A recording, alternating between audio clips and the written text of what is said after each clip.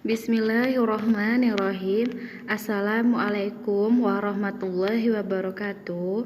Hari ini kita lanjutkan kembali pembelajaran di subtema 2, tema 5, pembelajaran 3. Indonesia memiliki pahlawan yang sangat membanggakan. Mereka berjuang untuk membantu orang lain. Nah, kita simak ya nak pelajaran selanjutnya. Silakan Anti menyimak video ini. Anti sudah belajar tentang memar. Sekarang Anti akan belajar tentang cedera luka dan lepuh. Anti akan dapat menolong teman atau mereka yang membutuhkan. Nah, perhatikan gambar berikut ini. Luka karena jatuh saat bermain. Nah, apa yang harus dilakukan jika kita luka karena jatuh saat bermain? Nah, perhatikan berikut ini. Yang pertama, bersihkan luka dari kotoran yang mungkin menempel di bawah air mengalir atau menggunakan larutan garam atau cairan salin steril hingga bersih. Kedua, gunakan sabun lembut seperti sabun bayi untuk membersihkan luka.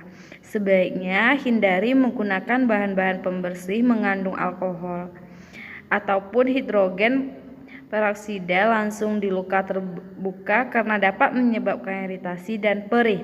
Oleskan antibiotik untuk membuat luka tetap lembab sehingga mempercepat penyembuhan serta mencegah infeksi, dan tutup luka dengan kasa steril yang lembut dan ganti setiap hari. Nah, kalau bengkak itu dikompres dengan es batu.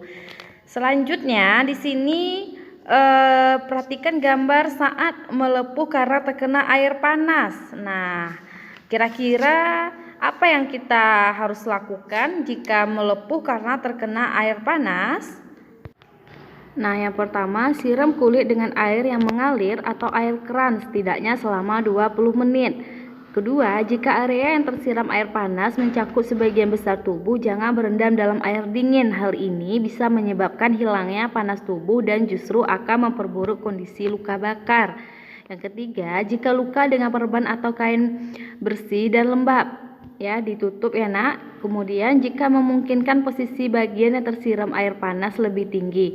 Jika kulit melepuh, jangan dipecahkan. Nah, yang terakhir yang dapat dilakukan yaitu jika luka terasa sakit, konsumsilah obat pereda nyeri. Nah, seperti obat paracetamol itu dapat menghilangkan nyeri. Selanjutnya, cara membuat lap kaca pembesar yang sederhana. Nah, alat dan bahannya yang pertama kantong plastik bening atau botol bening dengan pembukaan rata. Yang kedua ada air. Yang ketiga kertas dengan tulisan-tulisan yang kecil. Nah, bagaimana cara kerjanya? Langkah kerjanya, isi kantong plastik dengan air. Yang kedua ikat kantong plastik. Yang ketiga letakkan kertas di bawah kantong plastik. Yang keempat bandingkan tulisan asli dengan tulisan yang terlihat dari plastik. Yang kelima ulangi dengan kantong plastik berukuran 1/5 kali lebih besar atau lebih kecil. Yang keenam bandingkan hasilnya. Nah, ini adalah cara membuat lap atau kaca pembesar. Itu ada di halaman 72 di buku tema 5. Silahkan Anti buka. Nah, di sini Ustazah buat percobaannya ya. Yang pertama tadi ada kantong plastik yang bening atau botol bening dengan permukaan rata. Nah, ini nanti silahkan menyaksikan percobaan yang Ustazah buatnya ya. Kantong plastiknya Ustazah masukkan. Di sini ada air. Tulisannya Ustazah udah buat ya. Ini tulisannya Ustazah buat tadi yang pertama. Ustazah isi lagi airnya di dalam plastik.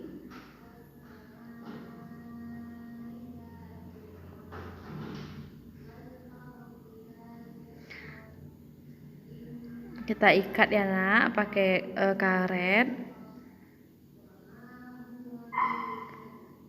Nah, diikat pakai karet agar tidak tumpah. Kita ikat dulu plastiknya. Nah, ini adalah Ustazah letakkan di kertas dengan tulisan yang tadi. Nah, nampak ya?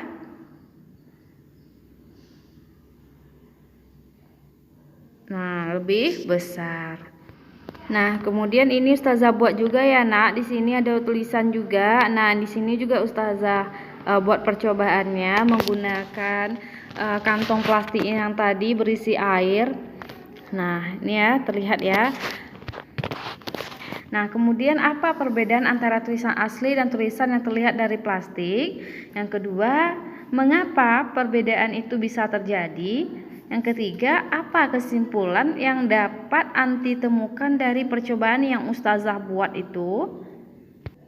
Nah, ini akan Ustazah jawab. Yang pertama, perbedaan antara tulisan asli dan tulisan yang terlihat dari plastik. Yang pertama, tulisannya yang dilihat melalui plastik yang berisi air tampak lebih besar daripada tulisan aslinya.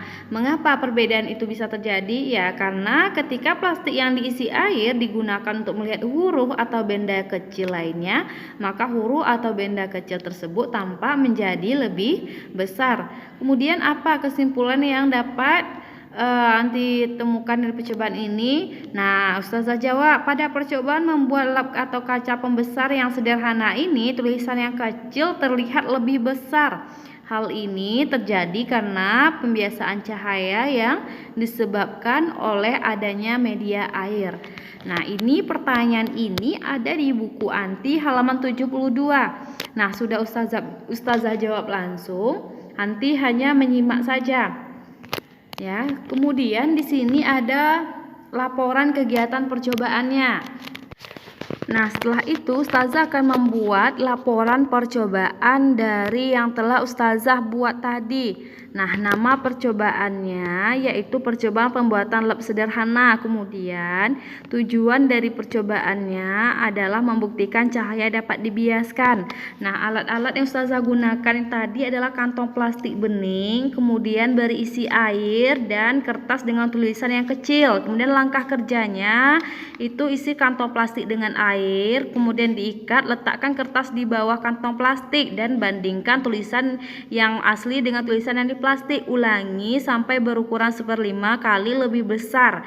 Nah, kesimpulan yang didapat adalah dari hasil percobaan membuktikan melihat benda kecil dengan menggunakan mikroskop atau lab membuktikan pembiasaan cahaya. Nah, itu laporan kegiatan yang Ustazah buat tadi.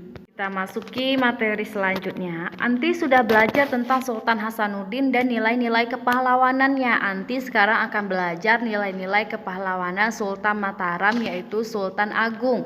Sultan Agung memiliki peninggalan dalam bidang budaya, yaitu seni dan kalender Jawa. Peninggalan beliau itu mewarnai budaya masyarakat Jawa. Nah, sekarang kita akan pelajari. Di sini ada teks ya, silahkan anti baca. Di buku itu ada di halaman 74. Silahkan buka bukunya di halaman 74. Silahkan dibaca ya, Nak. Nah, untuk soal latihan anti hari ini, kerjakan latihan ini halaman 74. Ya, ada di buku. Silahkan kerjakan yang dua ini. Apa yang anti ketahui tentang Sultan Agung dan apa yang ingin anti ketahui lebih lanjut tentang Sultan Agung. Silahkan dikerjakan, lihat teks yang tadi. Kita lanjutkan dengan pembelajaran keempat. Indonesia mempunyai pahlawan-pahlawan nasional. Mereka bekerja keras memperoleh kemerdekaan Indonesia. Nah, kita akan pelajari berikut ini. Silahkan anti amati yang Ustazah buat di sini, yaitu yang pertama ada apa yang anti ketahui tentang pahlawan Pattimura. Kemudian apa yang ingin anti ketahui tentang pahlawan Pattimura. Nah, di buku sudah ada di halaman 77. Silahkan dibaca bukunya.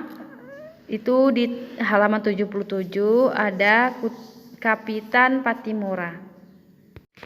Pahlawan Pattimura lahir di Maluku Selatan, Pulau Sapura, negeri Haria. Kapitan Pattimura memiliki nama asli Thomas Matulesi. Beliau pada saat peperangan pada tanggal 16 Mei 1817 ia berhasil merebut benteng Vaasdenvanburg. Pada saat itu ia ditangkap oleh Belanda dan Belanda mengajak kapitan tersebut bekerja sama. Setelah itu beberapa kali dipaksakan, Kapitan Pattimura tidak mau. Akhirnya beliau dihukum gantung. Beliau wafat pada tanggal 16 Desember tahun 1817. Nah, kemudian di sini timbul pertanyaan, apa yang anti ketahui tentang Pangeran Pattimura? Kemudian apa tingkat pendidikannya? Mengapa ia dapat dijadikan gambar dari lembaran uang kertas 1000? Kemudian perlawanan apa yang dilakukan? Mengapa ia ingin melakukan perlawanan atau pembelaan tersebut? Nah, ini pertanyaan-pertanyaan yang timbul setelah kita membaca teks dari Pattimura, ya. Nah, di sini akan Ustazah jawab. Ini adalah uang Rp1.000, yaitu pahlawan nasional Pattimura. Nah, ini kapitan yang ada di buku. Ini adalah teksnya, silahkan nanti baca jika tidak jelas di video, itu di buku ada. Kemudian di sini Kapitan Pattimura adalah pahlawan dari Maluku yang sudah Ustazah baca tadi, ya. Nah, setelah kita membaca teks tadi, berdasarkan teks yang tadi itu ada pertanyaan, 4 pertanyaan. Nah, ini akan Ustazah jawab langsung. Yang pertama, hal-hal positif apa yang bisa dicontoh dari Pattimura? Nah, kita jawab ya sama-sama. Yang pertama, kerja kerasnya. Beliau berhasil merebut benteng Dorstad. Beliau juga berhasil mengkoordinir raja-raja dan patih dalam melaksanakan kegiatan pemerintahan memimpin rakyat. Yang kedua, Kapitan Pattimura juga adalah seorang yang pemberani dan perkasa. Dengan peralatan yang sederhana, ia berani berperang melawan penjajah dan berhasil menguasai benteng penjajah di Pulau Saparua, ya, itu di Maluku. Nah, kemudian yang kedua, bagaimana perjuangan yang dilakukan oleh Pattimura? Yaitu Kapitan Pattimura memimpin rakyat Sapura melawan penjajah Belanda. Dalam perjuangan menentang Belanda, ia juga menggalang persatuan dengan kerajaan Ternate dan Tidore. Nah, raja-raja di Bali, Sulawesi, dan Jawa. Kemudian selanjutnya, apa dampak dari perjuangan yang dilakukan Pattimura? Jawabannya yaitu dalam perjuangan menentang Belanda, ia juga menggalang persatuan dengan kerajaan Ternate dan Tidore, raja-raja di Bali, Sulawesi, dan Jawa. Pattimura berjuang melawan penjajah Belanda supaya kekayaan alam Indonesia yang berupa rempah-rempah tidak dikuasai oleh mereka. Nah, ini adalah dampak dari perjuangan yang dilakukan oleh pahlawan Pattimura. Nah, pertanyaan selanjutnya, apa alasan perjuangan Pattimura? Nah, Pattimura memimpin rakyat Maluku melawan kekejaman Belanda. Pihak Belanda menguasai perdagangan rempah-rempah di seluruh kepulauan Maluku. Rakyat diharuskan menjual hasil pertaniannya dengan sangat murah dan bahkan harus menyerahkan beberapa bahan pangan kepada Belanda. Nah, begitulah kekejaman Belanda pada masa perjuangan Pattimura yang ada di Maluku. Selanjutnya yaitu sikap baik apa saja yang bisa anti contoh dari Kapitan Pattimura. Nah, di sini ada sikap dan contoh dalam kehidupan sehari-hari. Ustazah akan jawab langsung, di buku ada, ya. Ustazah akan jawab. Yang pertama, sikapnya. Yang pertama yaitu ada kerja keras. Nah, sikap kerja keras yang bisa kita contoh, kemudian mengakui kedaulatan bangsa lain, kemudian menganggap bangsa sendiri sejajar dengan bangsa lain. Nah, kemudian contoh dalam kehidupan sehari-hari yaitu sebagai seorang siswa harus rajin untuk mencapai cita-cita. Nah, yang kedua, menghargai kemerdekaan bangsa dunia. Yang ketiga, bangga menjadi bangsa Indonesia. Nah, ini adalah 3 contoh dalam kehidupan sehari-hari yang perlu kita contoh. Baik, demikianlah pembelajaran tematik hari ini di pembelajaran 3 dan 4. Untuk latihan silahkan kerja di buku tulis. Jika ada yang tidak jelas, boleh tanya Ustazah. Ustazah akhiri dengan wabillahi taufiq wal hidayah. Wassalamualaikum warahmatullahi wabarakatuh.